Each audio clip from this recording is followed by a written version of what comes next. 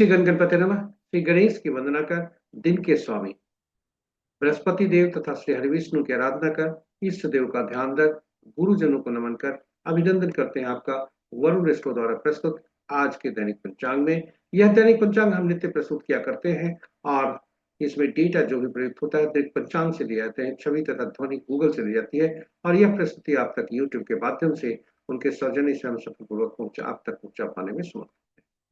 जिस तरह पंचांग के 5 अंग होते हैं, इस प्रस्तुति के 5 भाग हैं। पहला भाग पंचांग मुहूर्त और ग्रहों के गोचर से संबंध रखता है और इसी पहले भाग में से पंचांग और मुहूर्त को लेकर आपके सुझाव के अनुरूप इस प्रस्तुति का लघु रूप आपके लिए हम प्रतिदिन अलग से प्रस्तुत किया करते हैं। दूसरा भाग तारा बलम, जिसका नाम है सितारे जिसमें करते काम है, सितारे कभी झूठ नहीं बोलते। जी हाँ, नक्षत्र के अनुसार, जन्म नक्षत्र के अनुसार आज कैसा दिन रहने की संभावना, साथ ही साथ पूरे जीवन काल के लिए कौन से ग्रह शुभकारी, कौन से अशुभकारी, जन्म कुंडली में बैठे ग्रह कितने प्रभावशाली और विभिन्न व्यक्तियों से जो हम मिलते हैं जीवन काल में, वे हमारे लिए कितनी शुभता और संप्रभुता मददगार कितने हो सकते हैं, कितने शुभता और अशुभता देने वाले, इसे भी पहचानना इस प्रस्तुति में। 9 तारा चक्र पद्धति, जी हाँ, विस्तृत चर्चा प्रस्तुति में। तीसरा भाग नक्षत्र के अनुसार, राशि के अनुसार आज कैसा दिन रहने की संभावना। जी हाँ, चंद्र बलम इसका नाम है और राशि इसमें करते काम है, विस्तृत चर्चा प्रस्तुति में। चौथा भाग चौघड़िया, एक प्रकार का भूत ज्योतिष जो कि किसी भी कार्य की शुभता और अशुभता का समय बताता है करने के लिए। जी हाँ, विस्तृत चर्चा प्रस्तुति में। पांचवा और अंतिम भाग अंकों को जानने हेतु, क्योंकि अंक कार्य करते हैं हमारे जीवन में सांसों की तरह और कुछ अंक हमारे लिए शुभता के प्रतीक होते हैं, शुभता लाते हैं, कुछ अंक हमारे लिए तो नकारात्मकता भी लाते हैं। इसलिए अंकों को पहचान कर, उन्हें समझकर, उन्हें अच्छी तरह से जानकर उसका सही ढंग से उपयोग करके हम अपने जीवन में शुभता ला सकते हैं और शुभता सुनिश्चित कर सकते हैं, अशुभता को अटकने नहीं दे सकते। जी हाँ, अंक कार्य करते हैं, साथ ही साथ अंक बोलते भी हैं। किसी भी माह के विभिन्न तिथियों को आज के लिए अंक क्या बोल रहे हैं, सारी बातें इसी प्रस्तुति में। इस प्रकार हम पूरे 5 भाग आपके लिए लाख संजो कर लाए हैं, आपके लिए उपयोगी बनाकर, ज्ञानवर्धक बनाकर, रोचक बनाकर और महत्वपूर्ण होने वाला है। कहीं जाइएगा नहीं, हमारे साथ बने रहिएगा। हाँ, प्रस्तुति को देखने के क्रम में यदि आपके कोई मन में सुझाव आया है उसे जरूर नोट कर लें और अंत में यूट्यूब के कमेंट बॉक्स में आप उसे लिखें, आप उसे दर्ज करें, ताकि हमारे लिए वह हमारा मनोबल बढ़ाता है और उसके अनुसार हम अपनी प्रस्तुति को बेहतर बना सकते हैं। पंचांग, इस प्रकार पंचांग की चर्चा थोड़ी सी हो जाए। पंचांग आम बोलचाल की भाषा में शुभ और अशुभ जानने का एक माध्यम है, किंतु पंचांग का हर अंग, 5 अंग हमारे लिए कुछ न कुछ लेकर आता है जब हम पंचांग को का स्मरण करते हैं। जी हाँ, ये पंचांग की तिथि हमें श्री प्रदान करता है, वार आयु में वृद्धि करता है, नक्षत्र पापों को नाश करता है, योग रोगों को दूर करने में सहायक और करण कार्य सिद्धि दिलाता है। इसलिए प्रातः उठते ही पंचांग के श्लोक का 5 अंग, पंचांग के 5 अंग का स्मरण करना चाहिए इस श्लोक के माध्यम से। तिथि च श्रीकरम प्रोक्तम वारम आयुष्वर्धनम, नक्षत्रम हरते पापम, योगम रोग निवारणम, करणम कार्य सिद्धि च पंचांग फल मुक्तम। पुराणों में लिखा है कि पंचांग का श्रवण करने मात्र से गंगा स्नान तुल्य लाभ होता है। गंगा का तात्पर्य जलीय तत्वों से है जो हमारे शरीर में 70% से ज्यादा है, यह सुप्रभावित होते हैं। साथ ही साथ जलीय राशियों में बैठे ग्रह और जलीय राशियों के स्वामी जन्म कुंडली के, ये भी सुप्रभावित होते हैं। तो पंचांग का स्मरण करके श्रवण करना चाहिए और पंचांग हमारे लिए शुभता और भी लाता है। यह हमारे आत्मबल को मजबूत करता है, निर्णय क्षमता को सुदृढ़ करता है, प्रकृति और ब्रह्मांड की ऊर्जा के साथ संतुलन स्थापित करने में सहायक होता है, जिसके फलस्वरूप हम सबके जीवन में शांति, समृद्धि और सकारात्मकता का संचार होता है। अतः पंचांग का अनुसरण करके हम अपने जीवन को अधिक सफल और समृद्ध बना सकते। तो चलिए आइए पंचांग की महत्ता को देखते हुए, जीवन में इसकी अहम भूमिका को देखते हुए हम सब पंचांग का प्रतिदिन स्मरण करें, श्रवण करें और अनुसरण करके अपने जीवन को सफल और समृद्ध बनाएं। साथ ही साथ प्रस्तुति को साझा करें अपने मित्रों, परिजनों और शुभेच्छुओं के संग, ताकि वे भी प्रेरित होकर, आपसे प्रेरित होकर पंचांग का नित्य स्मरण, श्रवण और अनुसरण करके जीवन को सफल और समृद्ध बना सकें और उनके इस प्रयास में हम सब एक माध्यम बनकर पुण्य के भागी बने। तो चलिए प्रस्तुति में चलते हैं।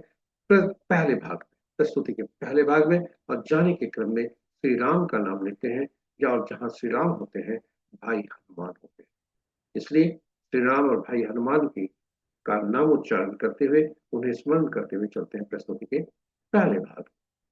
जय श्री राम, जय हनुमान। स्वागत है आपका प्रस्तुति के पहले भाग। प्रस्तुति के पहले भाग में आपका स्वागत है। आज का दिनांक 19 मार्च 2026, माह चैत पक्ष कृष्ण शाका संवत 1947 विश्वसु विक्रम संवत 2083 सिद्धार्थी और कलयुग का 5126। आज का सूर्योदय 5:55 पर, सूर्यास्त रात्रि के 6 बजे तक, sunrise at 5:55 AM and sunset at 6 PM।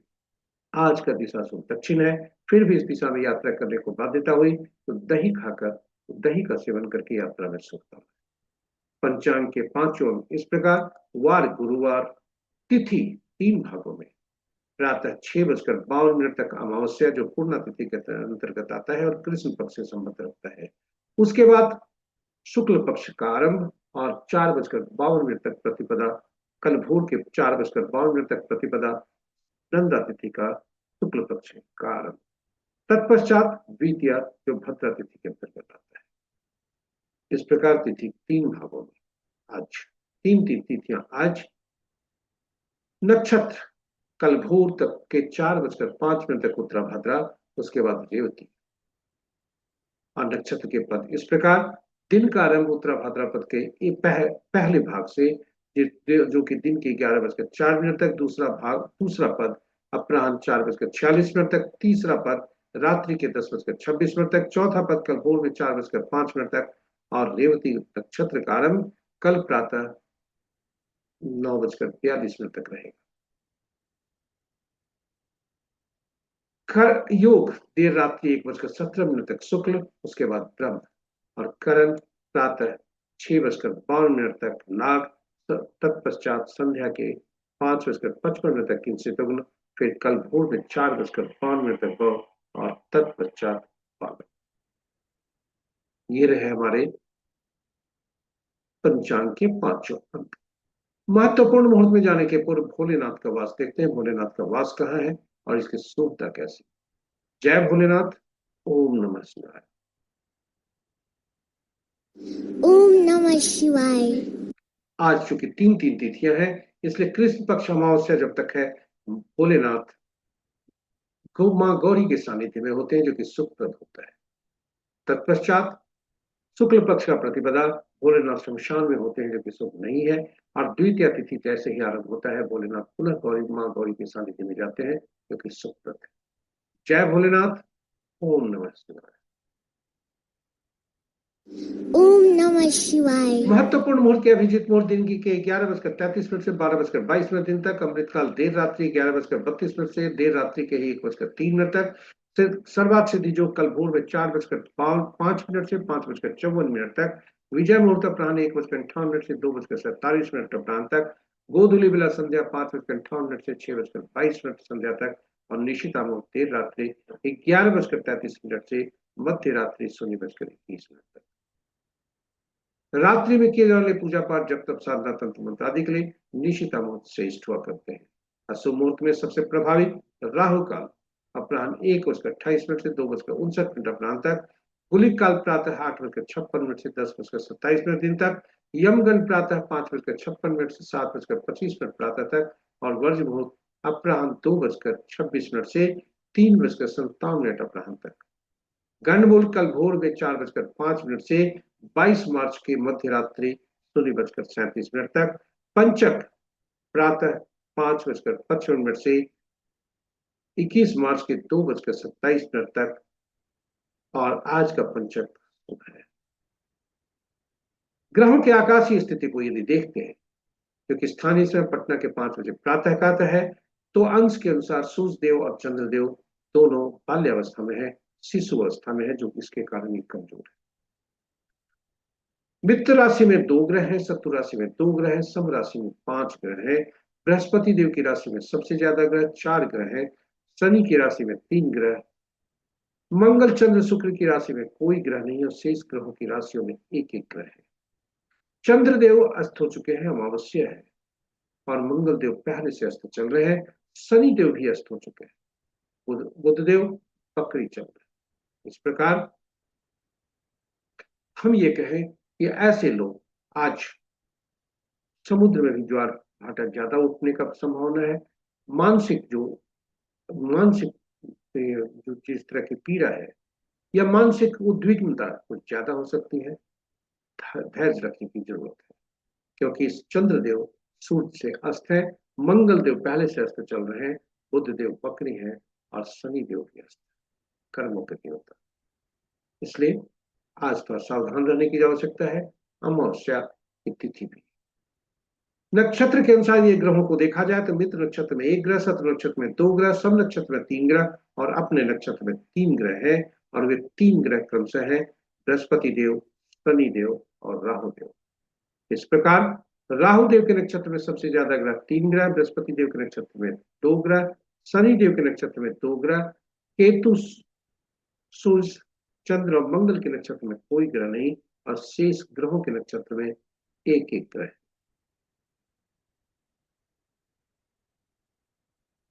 तो ये रहे हमारे आज के ग्रहों की आकाशीय स्थिति। आज किसी भी राशि का आज चंद्रमा का राशि परिवर्तन नहीं है। तो इस प्रकार आज की प्रस्तुति यही, पहले भाग की प्रस्तुति यहां समाप्त होती है। दूसरे भाग में आपका स्वागत है। ताराबलम इसका नाम है और जिसमें सितारे करते काम है और सितारे कभी झूठ नहीं बोलते, जी हाँ, सत्य बोलते। आपके समक्ष ताराबलम के सामने प्रस्तुत। ताराबलम के समक्ष जो नक्षत्रों के नाम है वह चंद्रमा के गोचर से संबंध रखता है और ताराबलम के नीचे जो नक्षत्रों के नाम है वह हमारा आपका जन्म नक्षत्र बताता है। हमें अपने जन्म नक्षत्र में से इस सूची में से अपने जन्म नक्षत्र को पहचानना होता है और उसके अनुरूप हम हॉरिजॉन्टली बढ़ते हैं आगे। और जब हॉरिजॉन्टली आगे बढ़ते हैं तो चंद्रमा जिस नक्षत्र में आज है वह वर्टिकली जहां मिलता है वही आज का फल होता है। कुल 9 तरह के परिणाम आज के तारे दे सकते हैं। आज जी हाँ, हमारा आपका तारा जन्म, संपत, विपत, क्षेम, प्रत्यय, साधक, नैधन्य, मित्र आदि मित्र में हो सकता है। और जब भी इस तरह की स्थितियां बनती है तो अपने जब भी संपत, क्षेम, साधक, मित्र या मित्र में आज का तारा हो तो वह शुभता की तरफ इशारा करता है। जी हाँ, वह शुभता बताता है कि यह शुभ कितना है। और जब शुभता की तरफ इशारा करता है, तात्पर्य है हम नए कार्यों का भी आरंभ कर सकते हैं और दैनिक कार्य भी कर सकते हैं।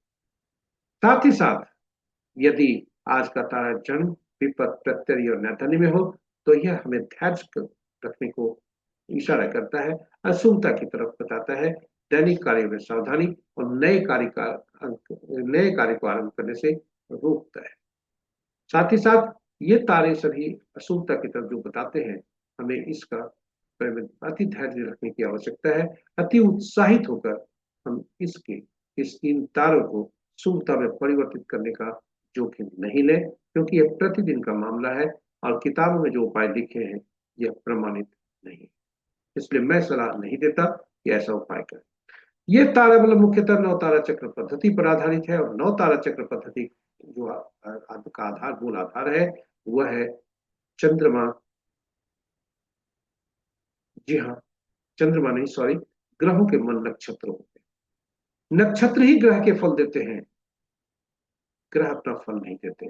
प्रश्न उठता है कुल 27 नक्षत्र, 9 ग्रह, इनसे ये 27 नक्षत्र किन किन ग्रहों के फल देंगे या ये 9 ग्रह किन किन नक्षत्रों के फल पाएंगे। इसके लिए 27 नक्षत्रों को 9 नक्षत्रों की सूची बनाकर इन्हें 3 श्रेणियों में रखी जाती है। पहला से 9 तक पहला श्रेणी, दूसरा से 10वां 18वां तक, तीसरा 19वां से 27वां तक। और ग्रहों को महादशा के क्रम में रखा जाता है। पहला ग्रह केतु देव, दूसरा शुक्र, तीसरा सूर्य, चौथा चंद्रमा, पांचवा मंगल, छठा राहु, सातवां बृहस्पति, आठवां शनि, नौवां बुध। और स्वामित्व कैसे दिया जाता है तो इसे देखें। केतु देव पहला ग्रह बने। पहला ग्रह को हर श्रेणी में से पहला नक्षत्र जो हुए, यानी पहला 10वां 19वां नक्षत्र का स्वामित्व मिलता है। दूसरा ग्रह शुक्रदेव, इन्हें दूसरा 11वां 20वां नक्षत्र का स्वामित्व। तीसरा ग्रह सूर्यदेव, इन्हें तीसरा 12वां 21वां नक्षत्र का स्वामित्व। और इस प्रकार घड़ी की सुई की दिशा में जाते हुए बुध तक जाते हैं। बुध तो 9वां ग्रह, इन्हें 9, 18 और 27वां नक्षत्र का स्वामित्व मिलता है। और यह सूची इस प्रकार पर। अब फलित कैसे करते हैं, यह अति महत्वपूर्ण है, इसे ध्यान से सुनेंगे और देखिए। हम जिसमें हमारा जन्म नक्षत्र जो होता है, जिस नक्षत्र में हमारा जन्म होता है, वो हमारा जन्म नक्षत्र होता है। और जब उस जन्म नक्षत्र को इस सारणी में से हम चिन्हित करते हैं और तब उससे संबंधित ग्रह को पहचानते हैं जो हमारा जन्म ग्रह हुआ करता है। जी हाँ, उस ग्रह को पहचानते हैं जो हमारा जन्म ग्रह हुआ करता है। हमारी जीवन यात्रा इसी ग्रह से आरंभ होती है। हमारी जीवन यात्रा इसी दशा महादशा से आरंभ होती है। और यह इसलिए इसे पहला ग्रह माना जाता और जन्म ग्रह ही माना जाता है। पिछले जन्म में हमारी मृत्यु भी इसी ग्रह के दशा महादशा में होकर। अब आप कहेंगे कैसे, तो अपनी जन्म कुंडली को देखें, उसमें विंशोत्तरी दशा को देखें। यह बताता है कि आज आपका जन्म पिछले जन्म में कितना भोग चुके थे और इस जन्म में कितना भोग। एक उदाहरण से समझते हैं। इस जातक का जन्म धनु राशि में और पूर्वाषाढ़ा नक्षत्र में। पूर्वाषाढ़ा नक्षत्र के स्वामी शुक्रदेव बने। शुक्रदेव की जो दशावधि होती है 20 वर्ष होती है। वो सभी ग्रहों की दशावधि हमने आपके समक्ष होती है, आप उसे देख सकते।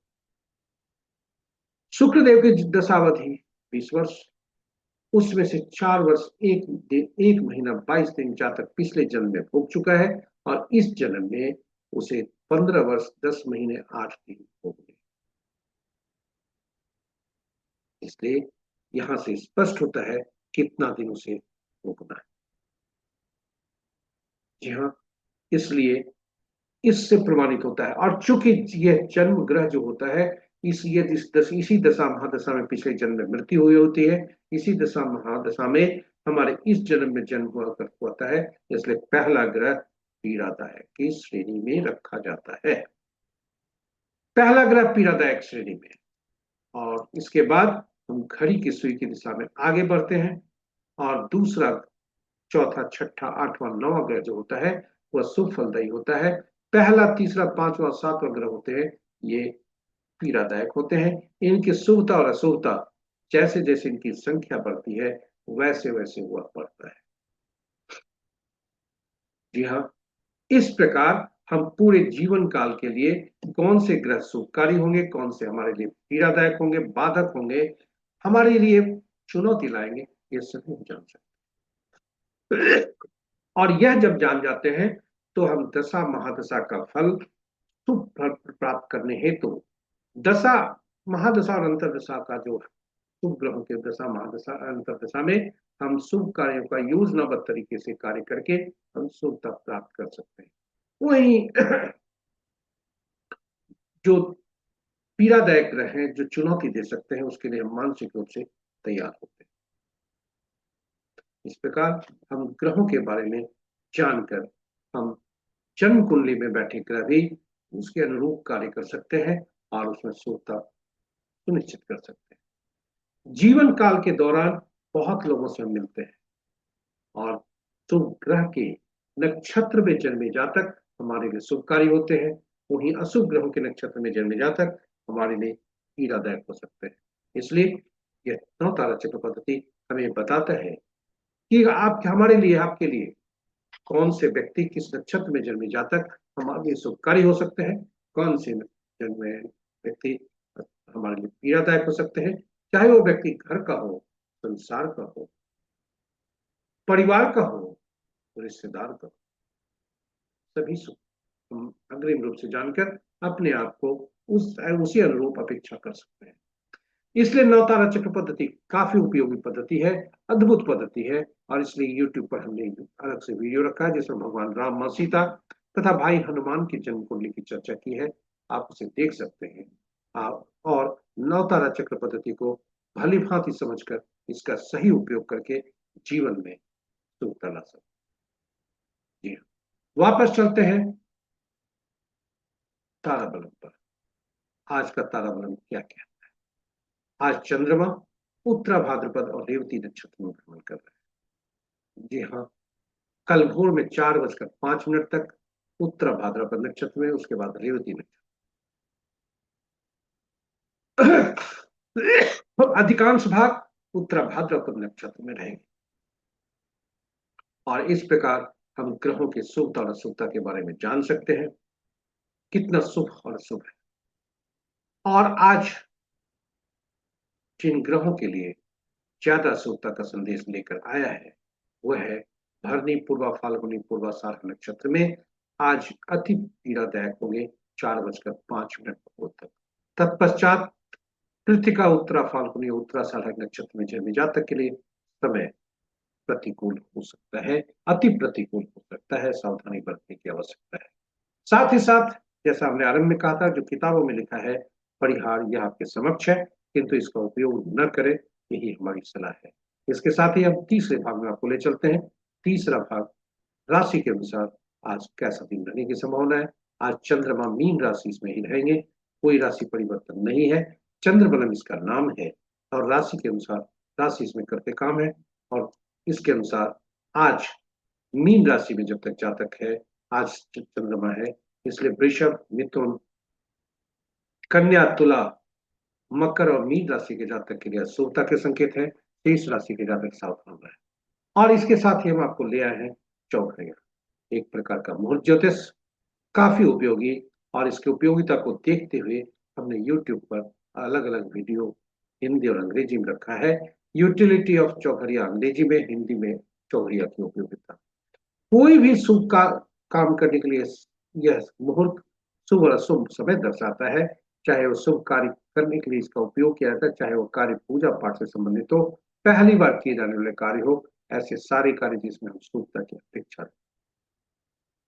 संक्षेप में आपको बता दें कि कुल 8 चौघड़िया हुआ करते हैं दिन के, 8 चौघड़िया रात के, किंतु साप्ताहिक दिनों से इन्हें संबद्ध करने के लिए 7 ही चौघड़िया का नामकरण हुआ, और 8वां चौघड़िया जो आदि का चौघड़िया हुआ करता है वही अंत का चौघड़िया हुआ करता है, दिन का और रात का। जी हाँ, इस प्रकार चौघड़िया का संबंध साप्ताहिक दिनों से हो जाता है, और साप्ताहिक दिन के स्वामी अलग अलग ग्रह होते हैं।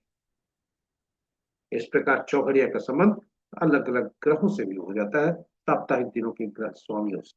और ये ग्रह विभिन्न रूप से फलित करते हैं, विभिन्न कार्यों के लिए उपयोगी होते हैं, विभिन्न इनके उपयोगिता विभिन्न अलग अलग उद्देश्यों, अलग अलग कार्यों में फलदायी होते हैं, अच्छे होते हैं, लाभदायक होते हैं, उपयुक्त होते हैं।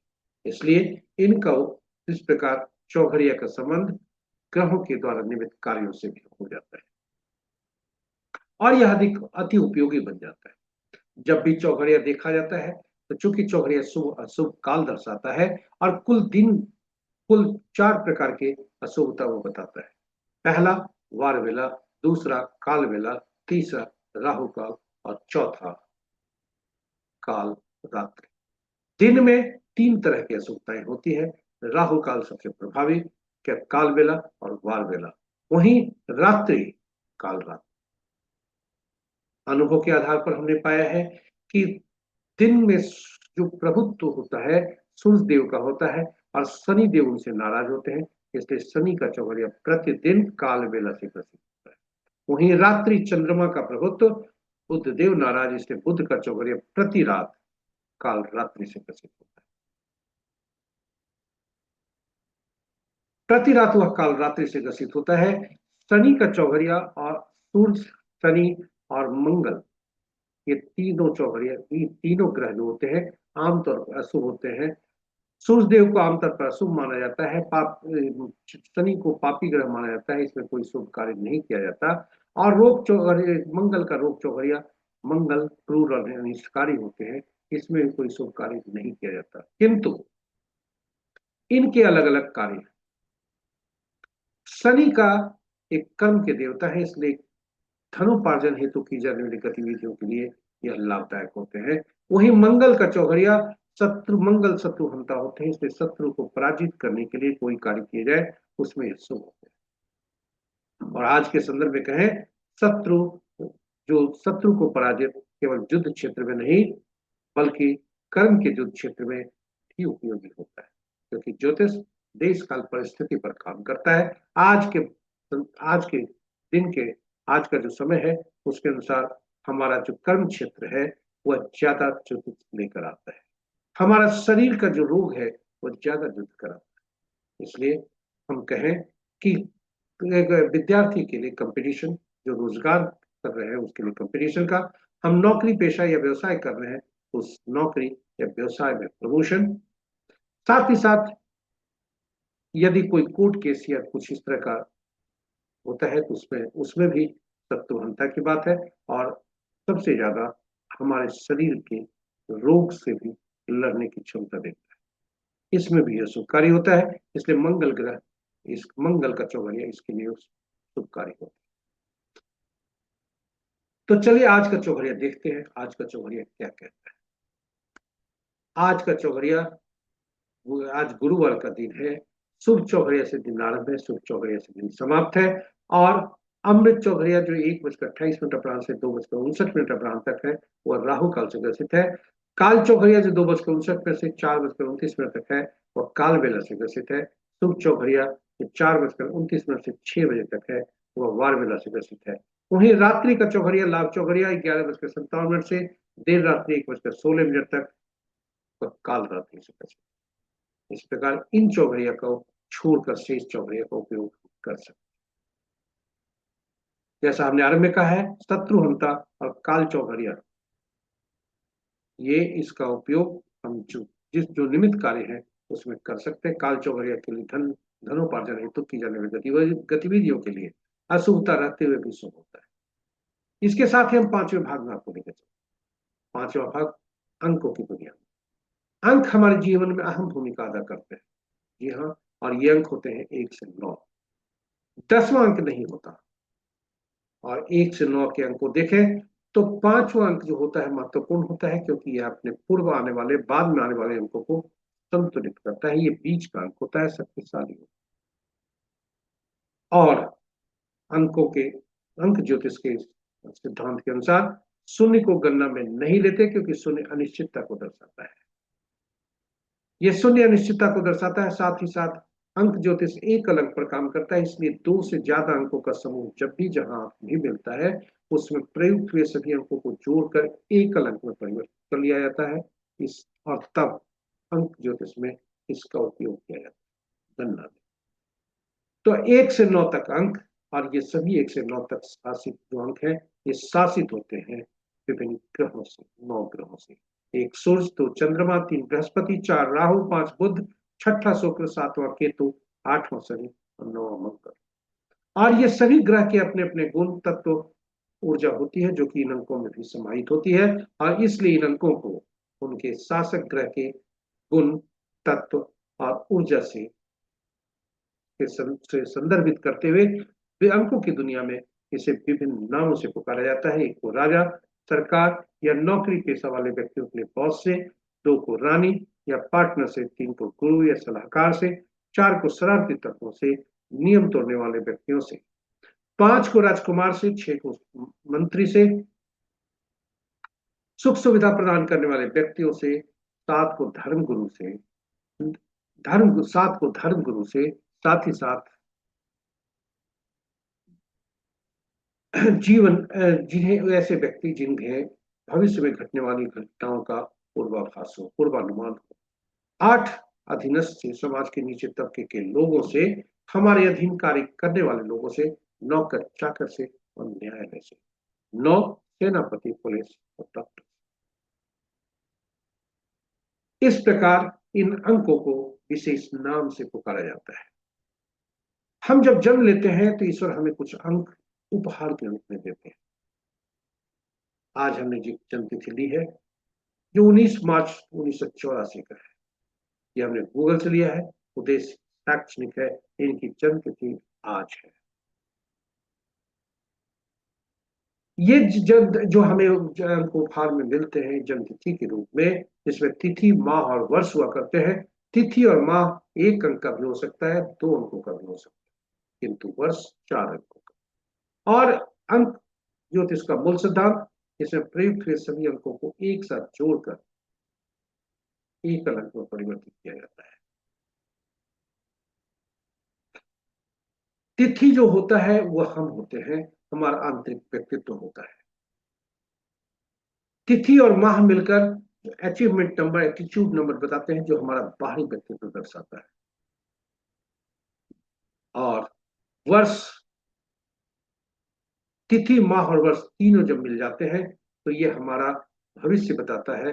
कर्म उसके अनुसार करने होते हैं, ये हमारा कर्म बताता है, यानी इसे भाग्यांक कहते हैं। तिथि हम खुद हैं, हमारा आंतरिक व्यक्तित्व है, इसे मूलांक कहते हैं। और बोलचाल की भाषा में मूलांक को ड्राइवर कहा जाता है और भाग्यांक को कंडक्टर।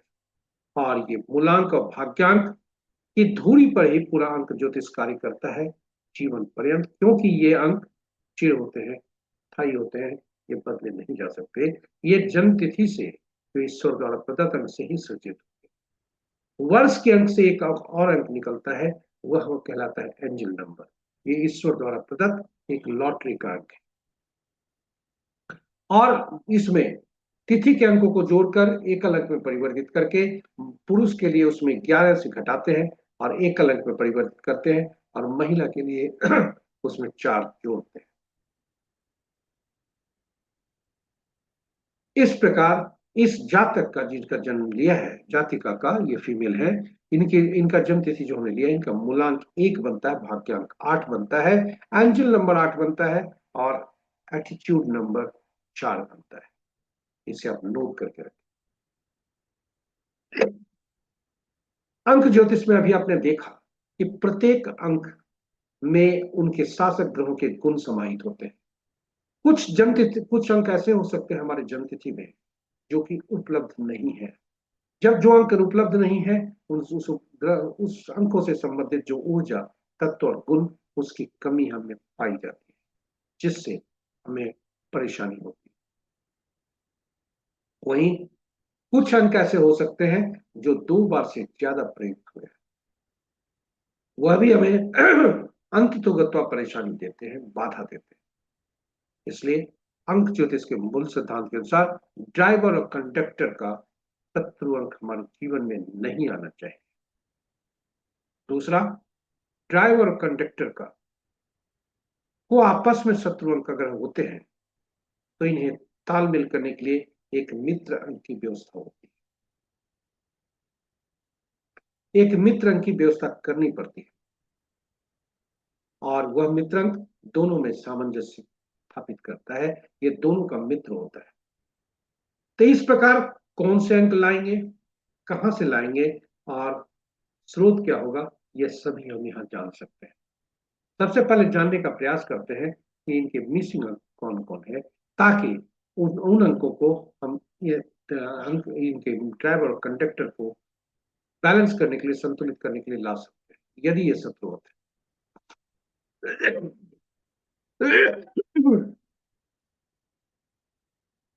तो इसके लिए लोसू ग्रेड का सहारा लेते हैं। और देखें, लोसू ग्रेड में आपके पास आपके समक्ष में 2 बॉक्स रखा है। इन बॉक्स में, एक बॉक्स में सभी अंकों को रखा गया है, और ये किस किस चीजों को दर्शाते हैं, कौन से एरिया उनका है, यह दर्शाते हैं। ये सारी सारी एरिया भी इसमें लिखे गए हैं, साथ ही साथ इनकी अलग अलग दिशाएं भी हैं, लेकिन इसकी चर्चा भी नहीं करते। यहाँ हम अंकों को पहचानते हैं और जो जो यहाँ पर उनके तत्व, उनके गुण लिखे हैं, ये क्या प्रतिनिधित्व करते हैं। यदि तीनों बॉक्स उस एरिया में उपलब्ध है तो 100% परिणाम होंगे। यदि दो अंक है, दो बॉक्स भरे हुए हैं, तो इसका तात्पर्य 66%। यदि एक है तो 33%। कोई बॉक्स नहीं भरा हुआ है तो 0%। इनके देखें तो पहला बॉक्स जो थॉट प्लेन है वो 100% दे रहा है, विल पावर प्लेन जो दे रहा है वह 66%, और वही एक्शन प्लेन इनका 0% दे रहा है, कोई अंक नहीं है। इसलिए मिसिंग इनके 5, 2, 7, 6 है। 2, 7, 6 इनके जो है एक्शन प्लेन है, जो कि इनके नहीं मिल रहे हैं। वही इंटेलिजेंसिया इनका 66%, इनका जो इमोशनल जो क्षमता है वह 33%, और प्रैक्टिकलिटी 66%। सभी को हम देखकर हम इसे समझ सकते हैं। इस प्रकार 5 इनके जो अंक हम प्रयुक्त कर सकते हैं। एक अंक 4 बार आए हुए हैं, 8 अंक 3 बार आए हुए हैं, ये तीनों अच्छे नहीं। अब ऐसे अंक इनको कौन कौन से अंक प्रयुक्त हो सकते हैं। 9 अंक भी 2 बार आए हुए हैं, वह भी शुभ। इसके बाद 9 अंक को लाना अच्छा नहीं। साथ ही साथ 4, 3 एक एक बार आए हुए इन्हें लाया जा सकता है, बशर्ते कि ये मूलांक और भाग्यांक के शत्रु नहीं। और 5, 2, 7, 6 इस अंक का प्रयोग इनके जीवन में किया जा सकता है, बशर्ते कि ये आपस में ये मूलांक और भाग्यांक के शत्रु न हो। इस प्रकार जो प्रयुक्त अंक इनके लिए होता है वह होता है 4, 3, 5, 2, 7, 6। अब सोर्स क्या होगा। सोर्स के लिए ऐसे अंकों को ढूंढा जाता है, स्रोत ऐसा होना चाहिए जो चिर हो, क्योंकि ये जन्म तिथि कभी बदले नहीं जा सकते। उसी तरह वह भी अंक बार बार बदला नहीं जाए। मोबाइल को अगर हम लेते हैं तो मोबाइल का जिस समय से प्रयोग करते हैं उस समय से वह उपयोगी होता है, और जब तक करते हैं तब तक होता है। उसी तरह वाहन है, घर है, आदि आदि। नाम ऐसा है जो कि हमें बराबर ऊर्जा देता है, और सबसे ज्यादा ऊर्जा देता है। नाम के जो पहले भाग है वह काफी ऊर्जा देता है। नाम का वॉवेल ज्यादा ऊर्जा देता है, इसलिए वॉवेल का अंक होना, जो वॉवेल ज्यादा होता है कॉन्सोनेंट कम होता है, वो भी शुभ है। अब आप कहेंगे कि अंक, नामांक कहां से आया। तो ईश्वर हमें ये जलतिथि देते हैं, और नाम हमें धरती के पर आने के बाद जो धरती के ईश्वर होते हैं, माता पिता, वे देते हैं। और ये नाम में अक्षर प्रयुक्त होते हैं, ये सही है, लेकिन इन अक्षरों के अंकीय मूल्य होते हैं। इसलिए नाम में प्रयुक्त हुए सभी अक्षरों को उनके अंकीय मूल्य में परिवर्तित कर देते हैं। नाम का पहला भाग काफी ऊर्जा देता है, और पहले भाग में से उसका पहला अक्षर भी अति ऊर्जावान होता है, चेतना को जगाता है। इसलिए नाम का पहला अक्षर भी हमारे मूलांक और भाग्यांक, ट्राइब और कंडक्टर का शत्रु नहीं होना चाहिए, और नाम भी शत्रु न। अब आइए देखते हैं इनके नाम को, जातक का, जातिका का नाम के अनुरूप क्या अंकार है। नाम में अक्षरों को अंकीय मूल्य में परिवर्तित करके देखते हैं कि इनका नाम क्या है। इनका नाम है तनुश्री दत्ता। जी हाँ, ये फिल्मी एक्ट्रेस। और इनका नाम का पहला अक्षर 4 दे रहा है, और नाम भी 1 दे रहा है। इनका वॉवेल ज्यादा है, कॉन्सोनेंट कम है, जो कि अति उत्तम। अब आप देखते हैं शत्रु अंकों को। तो शत्रु इनका याद रखें, इनका मूलांक 1, भाग्यांक 8, एंजल नंबर भी 8, नाम अंक 1, और नाम का पहला अक्षर 4 दे रहा है। आइए शत्रु अंकों को पहचानते हैं। 1 के 8, 2 के 4, 6, 8, 9, 3 के 6, 4 के 8, 9, 4, 2, 5 के कोई नहीं, 6 के 3, 9, 7 के 7, 9, 3, 8 के 1, 2, 9, 4, 8, और 9 के 6, 4, 2, 8। अब इनका मूलांक 1 है, भाग्यांक 8 है, ये दोनों आपस में दुश्मन है। 1 के 8 दुश्मन, 8 के 8 तो 1 दुश्मन। साथ ही साथ 8 के दुश्मन होते हैं 2, 9, 4, 8। इसलिए जो 4 इनके अंक हैं, इनके नाम का पहला अक्षर वह भी भाग्यांक का दुश्मन बनता है। साथ ही साथ नामांक जो है वह भी इनका दुश्मन अंक है। यद्यपि मूलांक का यह शत्रु अंक है और एक कई बार आ चुके हैं, इसलिए इसका नामांक पर एक होना शुभ नहीं है। हम आपको फिर बता दें, यह शैक्षणिक उद्देश्य है। फल और इनके जो तनुश्री, इन्हें पहले जन्मदिन की बधाई देते हैं। साथ ही साथ ये और भी अंक प्रयुक्त कर रहे होंगे, मोबाइल के रूप में, गाड़ी संख्या के रूप में, मकान के रूप में, ये सभी मिलकर परिणाम देते हैं। लेकिन यहाँ शैक्षणिक उद्देश्य है, इसलिए नाम को कैसे ठीक किया जाए उस पर है। ये नामांक देखें, मूलांक के दुश्मन भाग्य मूलांक, नामांक जो है मूलांक से ज्यादा बढ़ता है क्योंकि इसकी ऊर्जा ज्यादा होती है, बहुत बड़ा है। और इसके अतिरिक्त भाग्यांक के भी दुश्मन है। अब इसलिए इनका ठीक करना नितांत आवश्यक है और इनका जो वॉवेल है वो ज्यादा है लेकिन शुभ दे रहा है आपके समक्ष। अब और एक बात आपको बताना चाहेंगे, कुछ अंक ऐसे होते हैं जो अपने के ही दुश्मन होते हैं। जी हाँ, इन अंकों का रिपीटिशन होना हमारे लिए किसी भी जीवन के पल पर शुभ नहीं है। और ये अंक है 4, 7, 8, 9। 4 खुद 4 के दुश्मन, 7, 7 के दुश्मन, 8, 8 के दुश्मन, 9, 9 के दुश्मन। इसलिए कभी भी जीवन की यात्रा के दौरान इन अंकों का रिपीटेड अंक न प्रयोग करें, यही बेहतर है। शून्य अनिश्चितता को दर्शाता है। मोबाइल में बहुत से लोग कई शून्य का या गाड़ी संख्या में शून्य का प्रयोग करते हैं जो कि शुभ नहीं है। और इन अंकों का रिपीटेड नंबर नहीं करें, बेहतर है। हम आपके समक्ष कुछ जो अंकों के शत्रु अक्षर है वह भी रखे हैं आपके उपयोग के। अब हम चलते हैं पर्सनल ईयर से। यहां तक हमने देखा अंक कैसे कार्य करते हैं। अभी और एक थोड़ा सा देखें कि अंक वर्ष ईयर निकालकर यह वर्ष कैसे बीतेगा, यह कैसे जानने का प्रयास करते हैं।